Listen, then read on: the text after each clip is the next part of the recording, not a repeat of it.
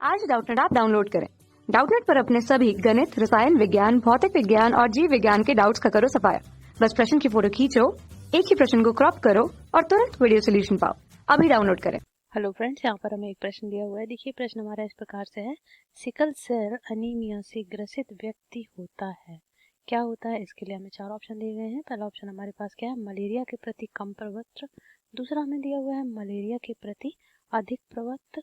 और तीसरा ऑप्शन हमारे पास क्या है, टाइफाइड के प्रति कम प्रवृत्त। चौथा ऑप्शन हमें क्या दिया हुआ है, टाइफाइड के प्रति अधिक प्रवृत्त।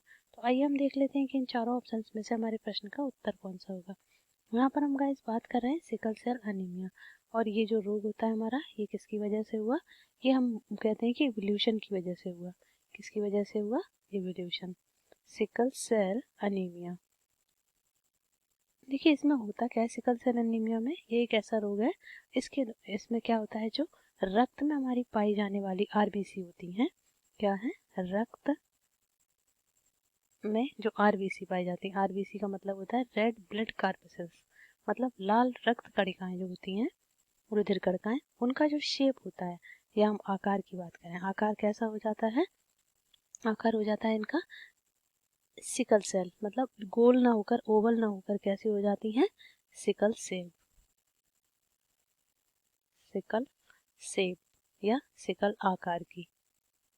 तो इसके द्वारा होता क्या है गाइस, ये जो सिकल सेल हो जाती है आरबीसी की, अब जब ये जो सिकल सेल अनीमिया का रोगी होता है, इस रोगी को जो मलेरिया का प्रोटोजोआ है, कौन, प्लाज्मोडियम, प्लाज्मोडियम क्या करता है, मलेरिया में क्या होता है, मलेरिया में ज्यादातर रक्त की क्या हो जाती है, हानि, क्योंकि जो मलेरिया का पैथोजन है प्लाज्मोडियम, वो क्या करता है, वो आरबीसी को खाता है, और आरबीसी को खाकर क्या करता है, नष्ट कर देता है, इसलिए काफी कम हो जाती है रक्त की मात्रा मलेरिया में। और लेकिन जो हमारा ये सिकल आकार की इसकी अनीमिक रोगी की अगर आरबीसी हो जाती है, तो इससे ये होता है गाइस कि वह जो पैथोजन होता है वो इसको क्या करता है, खा नहीं पाता है, तो ये मलेरिया के लिए क्या हो जाता है, कम प्रवृत्त। मलेरिया के प्रति कम प्रवृत्त होती है, कम प्रवृत्त।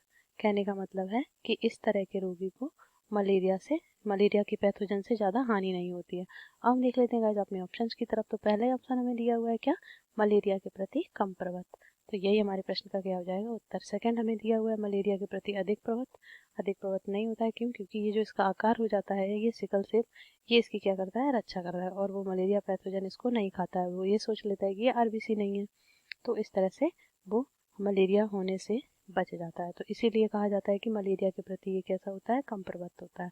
अब हम देख लेते हैं अपना थर्ड ऑप्शन। थर्ड ऑप्शन हमें दिया हुआ है टाइफाइड के प्रति कम प्रवृत्त, तो ये भी नहीं होगा। नेक्स्ट हमें दिया हुआ है टाइफाइड के प्रति अधिक प्रवृत्त, तो ये भी नहीं होगा।